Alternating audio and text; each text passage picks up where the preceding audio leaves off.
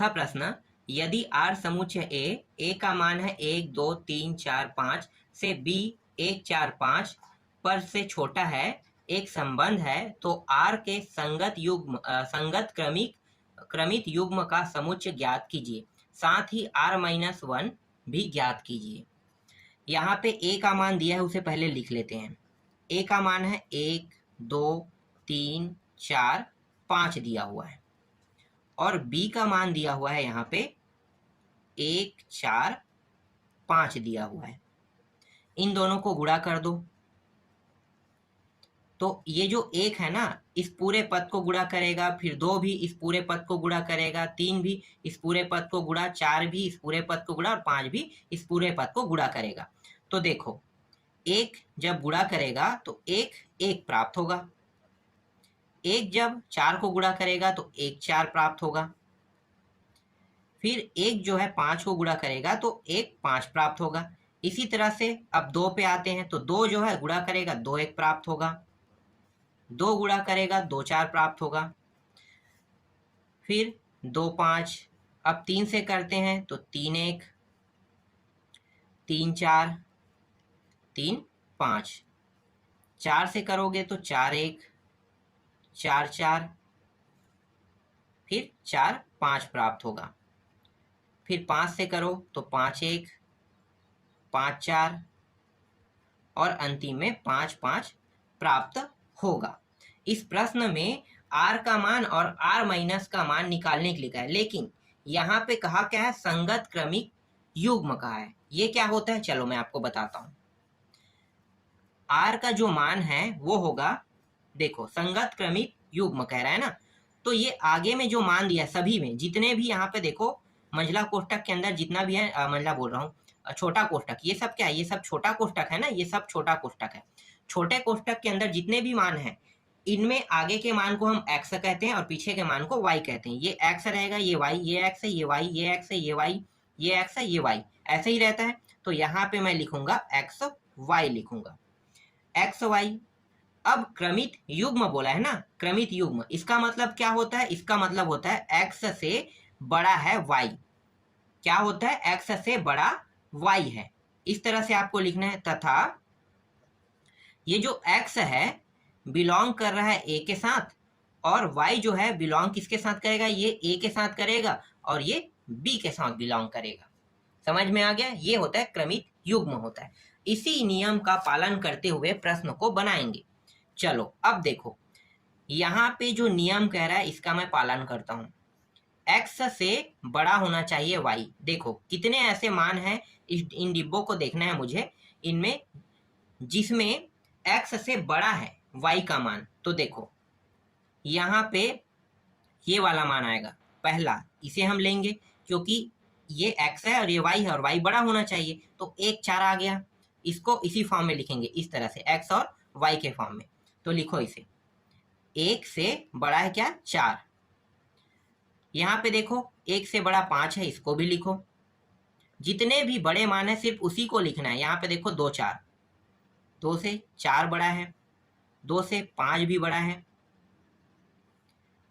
फिर यहाँ पे देखो ये मान आ गया ना, मैं अभी यहाँ पे इसे अंडरलाइन कर देता हूँ, जिससे क्या होगा आपको पता रहेगा। 3 से बड़ा है 4, बाकी को मैं नीचे में लिख लेता हूँ। फिर 3 से बड़ा 5 है,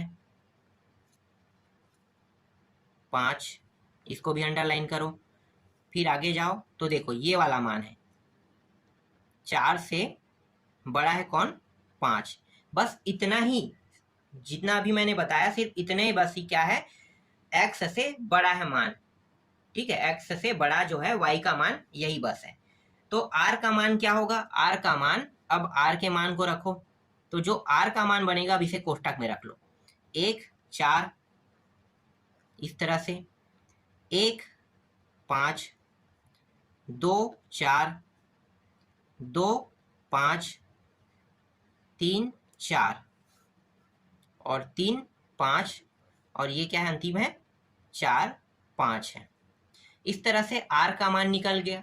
अब r-1 का है ना प्रश्न में, तो यहाँ पे लिखो अब r-1। इसका नियम क्या कहता है, इसका नियम कहता है कि जो ये जो y है इसे आगे में लिखेंगे और x को पीछे में लिखेंगे। तो y को मैं आगे में लिखूंगा और जो x है उसको मैं क्या करूंगा, पीछे में लिखूंगा, इस तरह से। और यहाँ पे ये जो है बिलोंग करता है किसके साथ, r के साथ।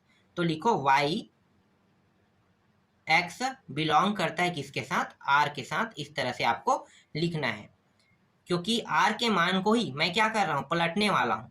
ठीक है, अलग से मैं कहीं दूसरे जगह से मान को नहीं पलट रहा हूँ।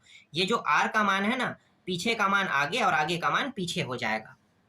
तो यहाँ पे r-1 का मान निकल जाएगा। तो 4 को पहले लिखो फिर 1 को, तो 4 1 हो गया।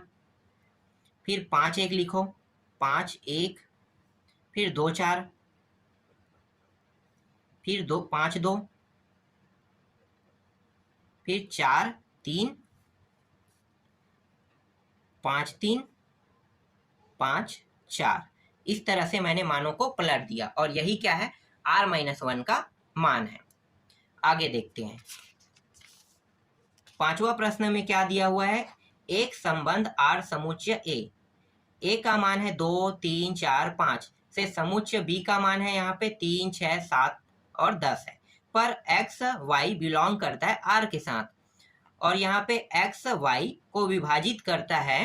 तो r को क्रमित युग्म के समुच्चय के रूप में लिखिए और r का प्रांत तथा परास लिखा है, इसका मतलब है परिसर ज्ञात कीजिए, साथ ही r-1 ज्ञात कीजिए कह रहा है। तो r और r- भी ज्ञात करना है और साथ ही साथ इसमें प्रांत और परिसर भी ज्ञात करना है। तो चलो पहले r और r- निकाल लेते हैं। तो सेम प्रक्रिया करेंगे, a और b को क्या करेंगे, गुणा करेंगे। तो a का मान है 2 3 4 और 5 दिया हुआ है, b का मान कितना दिया हुआ है, 3 6 7 और 10। डायरेक्ट मैं इसका मान लिख देता हूं, इन दोनों को गुणा करने पर क्या क्या प्राप्त होगा उसको। तो a गुणित b करो, ये रहा 2 3 2 6 2 7 2 10, 3 3 3 6 3 7 3 10, 4 3 4 6 4 7 4 10, 5 3 5 6 5 7 और 5 10। गुणा करने पर यही सब मान मुझे प्राप्त होगा। लेकिन इस बार प्रश्न में क्या कहा है, विभाजित करना बोला है, विभाजित का जिक्र हुआ है। ठीक है, तो विभाजित का नियम लगाएंगे अब। तो r का जो मान रहेगा वो क्या होगा, विभाजित के नियम से अब स्पष्ट होगा। तो लिखो यहाँ पे r बराबर, r के लिए इस बार कौन सा नियम लगा रहे हैं, विभाजित नियम। तो यहाँ पे x y लिखो, x y, और ये बिलोंग करता है किसके साथ, बिलोंग करता है r के साथ। जो दोनों दिशाओं में, मतलब मैं अभी आपको इसे समझा के बताऊंगा, x y इस तरह से आप लिखो, को विभाजित करता है। इसका मतलब क्या होता है, तो देखो यहाँ पे मैं ऐसे संख्याओं को देखूंगा जो दोनों साइड से डिसाइड हो जाए। ठीक है, मतलब डिवाइड हो जाए। देखो 2 से मैं भाग दूंगा तो क्या होगा, ये पूरा भाग चला जाएगा 2 से। तो देखो 2 के पहाड़ा से 2 दूनी 4, 2 तिया 6 हो गया। 2 के पहाड़ा से 10 भी गया, 3 के पहाड़ा से 6 भी गया, मतलब 3 और 6 भी गए। दोनों एक ही नंबर से डिवाइड होना चाहिए, याद रखना। इसका मतलब क्या है कि जिस भी नंबर से मैं इसे भाग दूंगा वो दोनों नंबर एक ही नंबर से, मतलब ये जो दोनों नंबर है एक ही नंबर से भाग जाना चाहिए। 3 से ये भी भाग जा रहा है, 3 से ये भी जा रहा है। इसी तरह से और देखो यहाँ पे नहीं जा रहा है ना। हाँ, एक चीज और है, देखो ये कहना क्या चाहता है मैं आपको अब बताता हूँ। यहाँ पे देखो ये क्या है, एक्स वाई बिलोंग करता है आर के साथ, क्या है तो मतलब आर के साथ बिलोंग करेगा। एक्स और वाई को भाग दे के देखेंगे कि वो भाग जाता है कि नहीं। विभाजित का मतलब क्या है, भाग जाना। तो यहाँ पे देखो ऐसे कितने नंबर है जो भाग जाएगा, तो 2 और 3 भाग नहीं जा सकता, 2 6 भाग जा सकता है। तो मैं यहाँ पे लिख लेता हूँ 2 और इस तरह से आप बटा में भी लिख सकते हो, ठीक है। तो 2 और 6 भाग जा एक सेकंड 4 लिख दिया था, 2 और 6 भाग जा सकता है, तो आपको 2 और 6 को लेना है, ठीक है। इसे मैं अंडरलाइन करता हूँ। इसके बाद देखो 2 और 10 है, ये भी भाग जा सकता है, 2 10 इसको भी भाग करके देख लो, 2 और 10 ये भी पूरा कट गया। फिर यहाँ पे देखो 3 और 3 है, ये भी भाग जा सकता है, तो 3/3 ये हो गया। आगे बढ़ते हैं, देखो यहाँ पे क्या है, एक और मान है 3 और 6 है, तो 3 और 6 को भी लो, 3 और 6 ये भी भाग गया। आगे बढ़ते हैं और देखो कहीं पे है क्या, यहाँ पे इसे हमें नहीं लेना है ना, 4 और 6 को, क्योंकि 4 के पहाड़ा में 4 तो जा रहा है लेकिन 6 नहीं जा रहा है, समझ में आ गया। 4 के पहाड़ा में 6 को भी जाना था भाग, तो 6 नहीं जा रहा है, इसलिए ये नहीं लेंगे इसे। इसके बाद देखो यहाँ पे 4 10 है, ये भी नहीं जाएगा। फिर 5 3 है, 5 6 5 7 है, और यहाँ पे देखो 5 10 है, 5 के पहाड़ा में ये भी जा रहा है और 5 के पहाड़ा में 10 भी जा रहा है, तो यहाँ पे अगला लेंगे 5 और 10 लेंगे। तो ये सब मान मुझे प्राप्त हुआ। अब मैं क्या करूंगा, आर का जो ओरिजिनल आंसर है वो कैसे लिख सकता हूँ, 2 और 6, बस जो अंडरलाइन मैंने किया है ना उन्हीं मानों को मैं ले रहा हूँ। 2 6 ये है, ये है, ये है, ये है, 5 मान है, तो इसी को ले लो। तो 2 6 2 10 और कितना है, 2 3 3 3 3 3 6, और अंतिम जो मान है वो क्या है, 5 और 10 है। बस यही क्या होगा, इसका आंसर होगा। अब आर माइनस कर देते हैं, आर माइनस करते हैं, तो आर माइनस का मान कैसे निकालोगे, बस आपको क्या करना है, पलट देना है, पलट दो इसको। तो मैं डायरेक्ट पलट देता हूं, आर माइनस का मान आ जाएगा 6 2 10 2 3 3 6 3 10 5, ये रहा आर माइनस का मान और ये आर का मान, दोनों मान निकल गया। अब इस प्रश्न में प्रांत और परिसर बताना है, प्रांत और परिसर। तो देखो इसे मैं थोड़ा सा आगे करता हूं, अब आपको मैं समझाता हूं। हमेशा प्रांत और परिसर निकालने के लिए आपको इस विधि का उपयोग करना चाहिए, इस तरह से। इसे इसे मैं कहता हूं परिसर, सॉरी प्रांत, इसे मैं कहूंगा प्रांत और इसे मैं कहूंगा परिसर कहूंगा, ठीक है। इसे P से दर्शाया जाता है, इसे Q से दर्शाया जाता है। अब देखो इसमें उन सभी मान को रखूंगा, ठीक है। प्रांत में किस मान को रखूंगा, जो आगे में है, जो x का जो मान है ना उन्हीं मानों को रखूंगा। तो देखो यहाँ पे r के मान को देखो, r के मान में क्या क्या दिया है, 2 दिया हुआ है, ठीक है। यहाँ पे भी 2 है, तो 2 को एक ही बार लिखना है, बार बार नहीं, 2 2 एक बार, 3 3 एक ही बार लिखना है। 5 है, इस 5 को यहाँ पे लिखो। पीछे में क्या दिया है, 6 है, 10 है, फिर 3 है, जो बार बार आया मुझे नहीं लिखना है, उसके बाद फिर 6 फिर 10, तो मैं लाइन से जमा लेता हूँ। 3 है, 6 है और एक 10 है। अब यहाँ पे देखो 2 का संबंध किसके साथ है, 6 के साथ, तो ये बना दो 2 का संबंध 6 के साथ। 2 का संबंध 10 के साथ भी है, तो ये हो गया 2 का संबंध 10 के साथ भी हो गया। फिर अब 3 को देखो, 3 का संबंध 3 के साथ है, ये रहा 3 का संबंध 3 के साथ, और 3 का संबंध 6 के साथ भी है, इस तरह से। 5 का संबंध देखो, तो 5 का संबंध सिर्फ किसके साथ है, 10 के साथ, ठीक है। इस तरह से संबंध बनाया जाता है। तो देखो इन सभी मानों को आप देख सकते हो, इस तरह से संबंध निकाला जाता है। लेकिन इस प्रश्न में प्रांत और परिसर ज्ञात करने के लिए कहा है, तो प्रांत कौन होगा और परिसर कौन होगा, तो देख लो भाई, ये 2 3 5 ये सब क्या है, इसके अंदर जो भी मान है ये सब प्रांत है, ये प्रांत का आंसर हो गया और ये परिसर का आंसर हो गया। 3 6 10, समझ में आ गया, प्रांत और परिसर। इस तरह से प्रांत और परिसर को निकाला जाता है। रोस्टर रूप कहेगा तो रोस्टर रूप को भी मैं बताऊंगा, लेकिन अभी सिर्फ प्रांत और परिसर को समझो। आगे बढ़ते हैं नेक्स्ट प्रश्न की ओर। देखो छठवां प्रश्न देखते हैं। छठवां प्रश्न है, निम्नलिखित संबंध का डोमेन और रेंज ज्ञात कीजिए। यहाँ पे r का मान दिया है, मैं लिख लेता हूं। r का मान है x प्लस 2 दिया है, और एक है x प्लस 4 दिया हुआ है, फिर अनुपात x दिया हुआ है, फिर यहाँ पे जो मान है वो 0 है, 1 है, 2 है, 3 है, 4 और 5 तक के इस तरह से दिया हुआ है, ठीक। इसका मतलब क्या है, ठीक है, इसका मतलब क्या है, तो चलो मैं आपको बताता हूं। पहले मैं इस मान को लूंगा, इन दोनों मान को लेकर हल करेंगे। पहले x को ले लो, x प्लस 2 को, तो यहाँ पे x प्लस 2 को लो, और x प्लस 2 को जब मैं हल करूंगा ना, तो x की वैल्यू क्या क्या रख सकता हूँ, देखो यहाँ पे स्पष्ट बता दिया है, x बिलोंग करता है 1 2 3 4 5 तक के बिलोंग करता है, तो x की वैल्यू ये जो 6 मान है ना, इसको रखूंगा। तो इसके लिए रखो पहले, तो x बराबर मैं जब 0 रखूंगा तो इसका मान कितना प्राप्त होगा, देखो ये हो जाएगा 0 और प्लस 2 कितना होगा, 2 का 2 होगा, 2 निकल गया इसका मान। जब मैं x का मान 1 रखूंगा तो यहाँ पे डायरेक्ट मैं यहाँ पे 1 रखूंगा, रख देता हूँ, और रख देता हूँ यहाँ पे 2, तो कितना हो गया 3। फिर x का मान 2 रखूंगा तो ये कितना होगा, 2 प्लस 2 बराबर 4।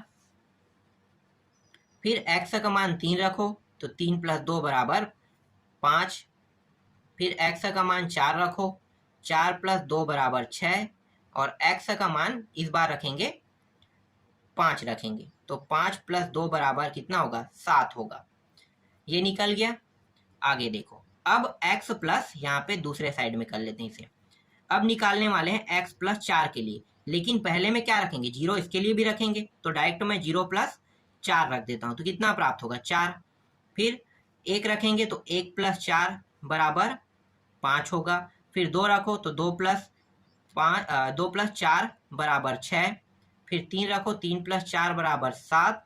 4 जब रखेंगे 4 प्लस 4 बराबर 8। फिर 5 रखेंगे तो 5 प्लस 4 बराबर 9 यहाँ पे प्राप्त हो जाएगा। अभी जो मान प्राप्त हुआ है, ठीक है, उसी मान को आपको देखना है।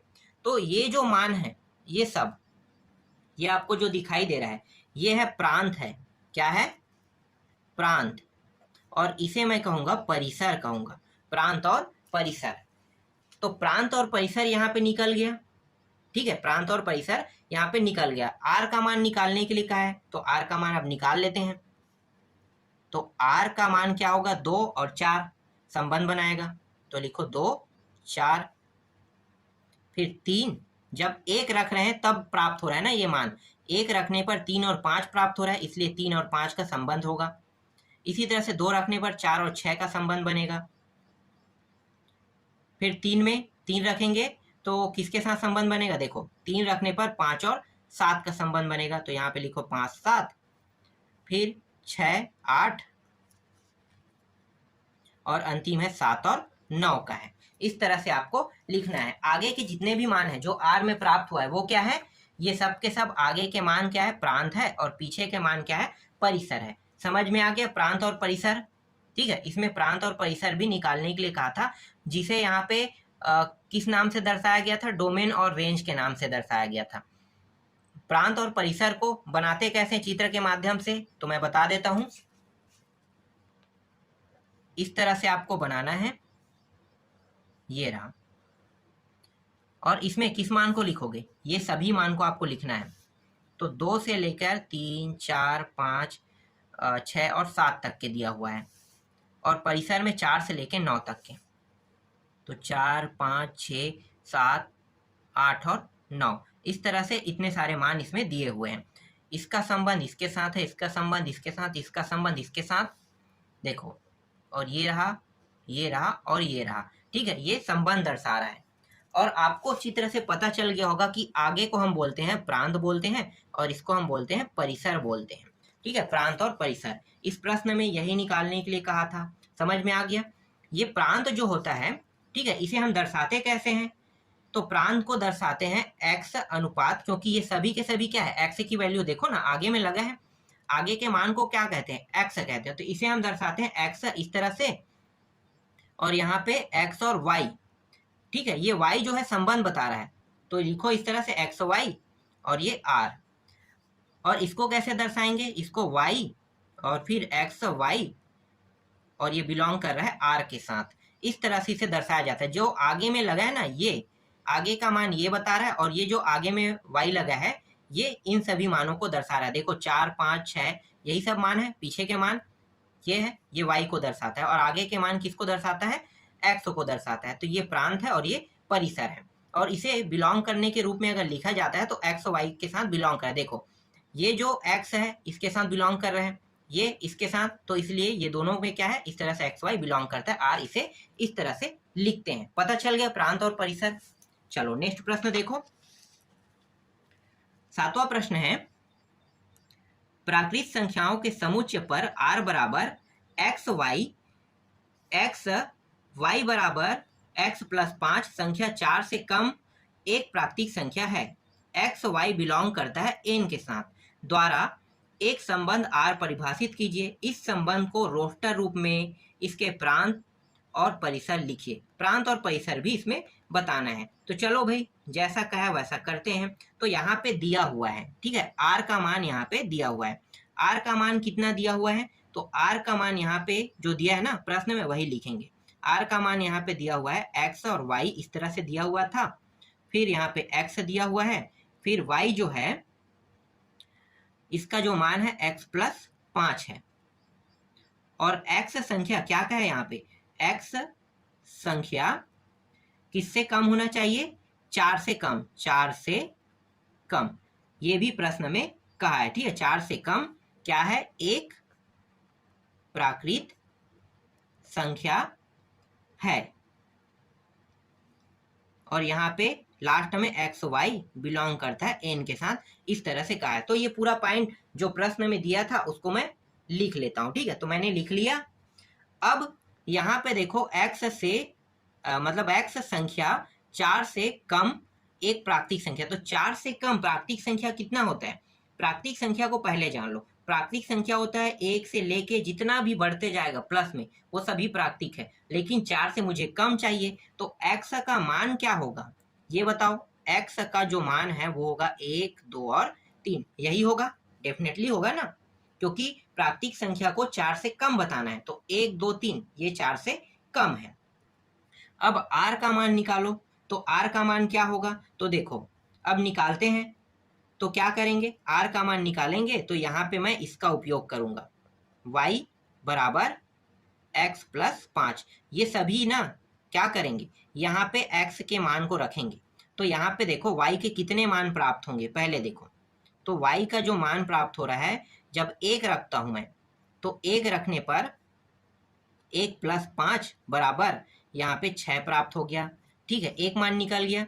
y का मान जब मैं x का मान 2 रखता हूं तो यहाँ पे 7 प्राप्त होगा, फिर 3 रखता हूं तो कितना प्राप्त होगा, 3 रखने पर 8 प्राप्त होगा, ठीक है। तो ये प्राप्त हो गया 6, 7, 8। क्या रखा था मैंने, x का मान मैंने रखा था यहाँ पे 1, दूसरे में 2 रखा था, और तीसरे में 3 रखा था x का मान, ठीक है। तो ये जो x का मान है और ये वाला क्या है, y का मान है, डेफिनेटली y का मान है ये सभी के सभी। तो x और y का मान पता चल गया, तो x के मान को क्या कहते हैं, प्रांत, और y के मान को क्या कहते हैं, परिसर। चित्र बनाने की आवश्यकता है नहीं है, फिर भी मैं बना के बता देता हूं, यही चित्र रहेगा। x का मान 1, 2 और 3, y का मान कितना प्राप्त हुआ, 6, 7 और 8। 1 रखने पर 6 प्राप्त होता है, 2 रखने पर 7, 3 रखने पर 8 प्राप्त होता है। ये होता है प्रांत होता है, और ये होता है परिसर होता है। प्रांत और परिसर समझ में आ गया, ये क्या होता है प्रांत, और एक होता है परिसर होता है, इस तरह से। तो बस इसमें इतना ही बस निकालने के लिए कहा था और कुछ नहीं, तो यही क्या है इसका आंसर है। इसे P और इसे Q लिख लो, ठीक। तो अभी मैं आपको इस वीडियो में इतना ही बताता हूँ, बाकी जितना बचा है उसको नेक्स्ट वीडियो में बताऊंगा।